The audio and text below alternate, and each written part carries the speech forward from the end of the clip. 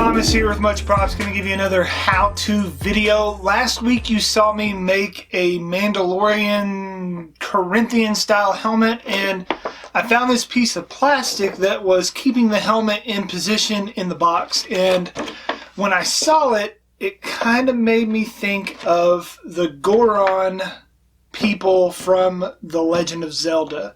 And in particular, it kind of made me think of the mask that you can get in Majora's Mask. So I did a Google search and found some people's interpretations of that mask, and found one in particular that I liked, and I think I'm going to go with that. So I'm going to use this as a mold to cast the shape.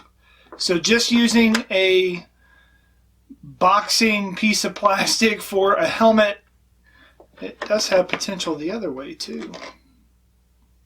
Future build. So today I am going to make a Goron mask from the Legend of Zelda.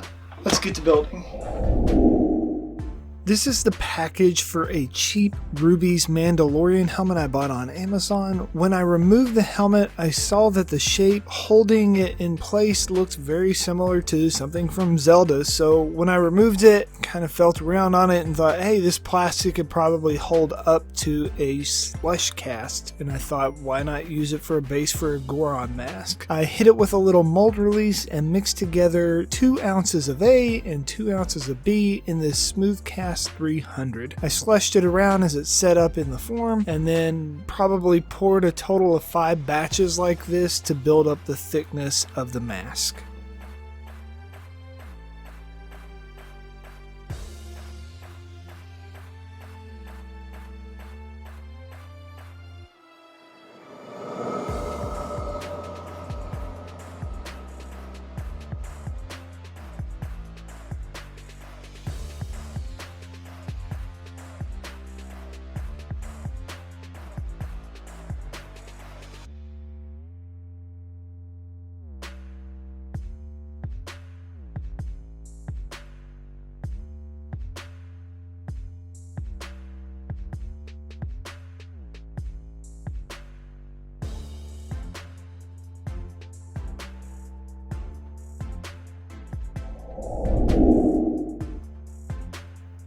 It pulled out really clean from the mold and didn't warp anywhere, so I would definitely call this a successful experiment. I trimmed off the excess around my mask and sanded over the edges off camera with my Dremel.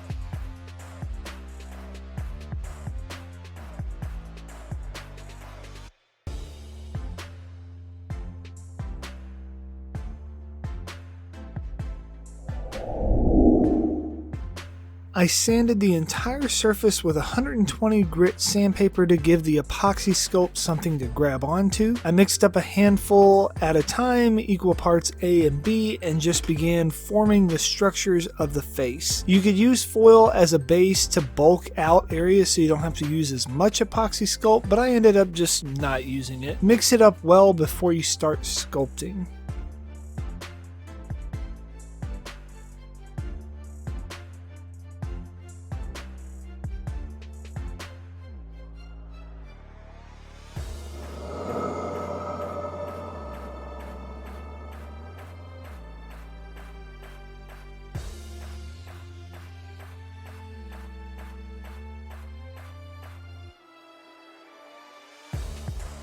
I started by sculpting the nose in the middle, using various clay sculpting tools to help me shape it. Then I just worked my way around the mask, bulking up his mouth, eyebrows, hair, and goatee.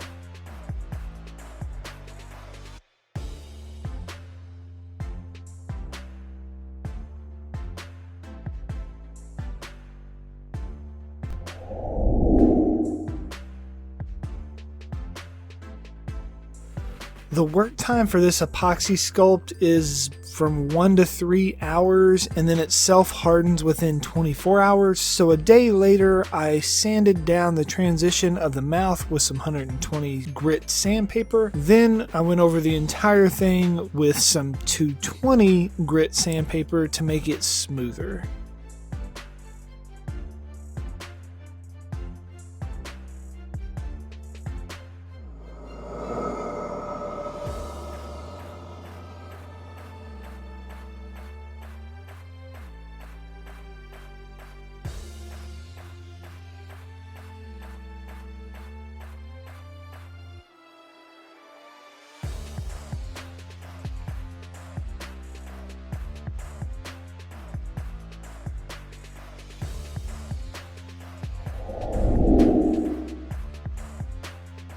I like the cracked look on my reference image, so I put an etching bit on my Dremel and carved out some cracks and other details into my mask. Work slowly and make sure not to etch too deep. If you do, though, you could easily just patch it up with some epoxy sculpt on the inside.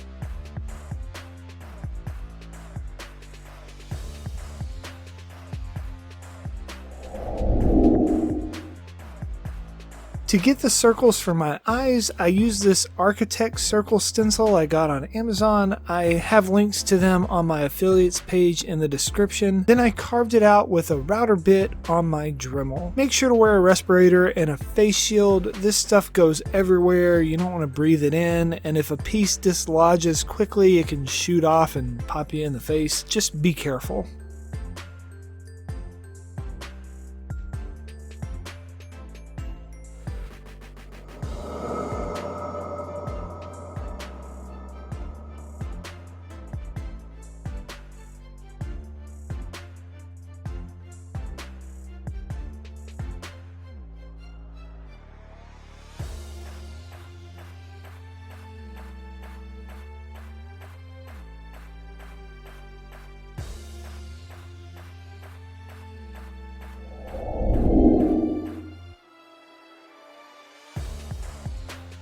I did a base coat with a couple of shades of brown spray paint. To pick up on all my details, I pushed down a layer of paint in all of the etched cracks, as well as cover the rock hair black to prepare it for the next step. I used Plat Effects acrylic paint for all the finishing work on this build. I also filled in the lips and varied the colors of the little pebbles on his cheeks.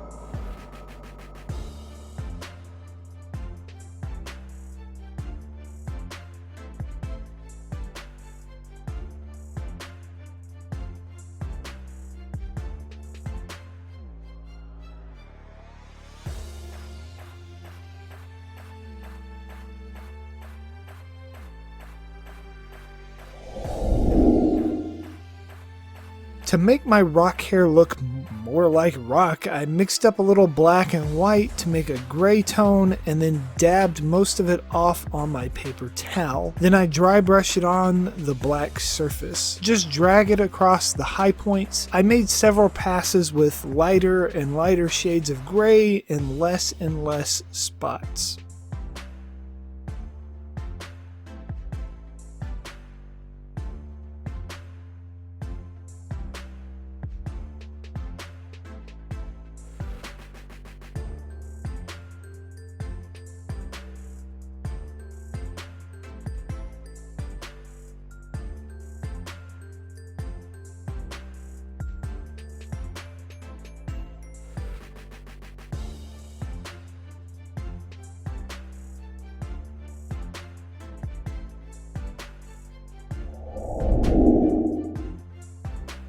For the eyes, I'm using some sheer material and just painting some more of the Plaid Effects acrylic over the top of it. The material is sheer enough that you can still see through it even with paint on it. I've used this for a lot of masks in the past.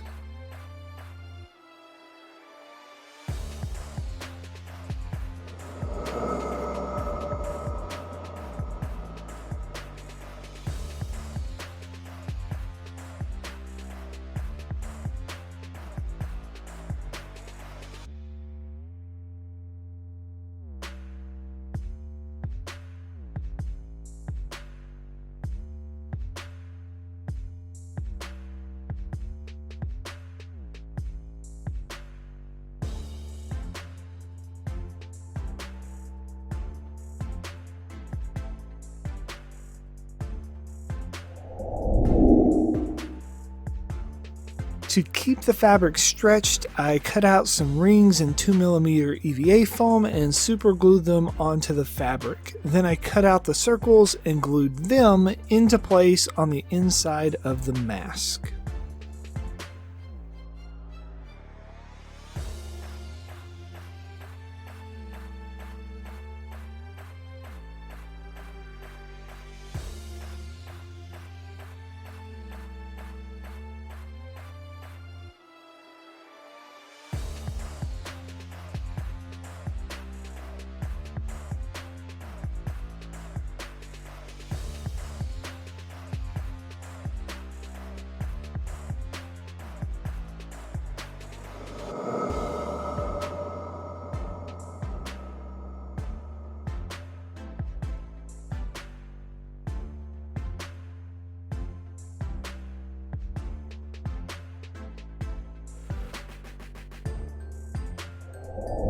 And we are finished. Here is the end result. Overall, not too bad. It is a very heavy mask. I don't know exactly how much it weighs, but I would guess around 1.5 pounds, 2 pounds with all the resin and then the sculpting on top of it. So it is fairly dense. I don't know whether I'm going to make it into a mask or just like a wall hang. Maybe I'll just put it on Etsy and let whoever buys it decide whether it's a mask or a wall hang. So, yeah. Maybe you'll try and make one of these Goron masks yourselves and impress your friends with your ability to turn discarded plastic from other packages into something completely different than what it's intended for.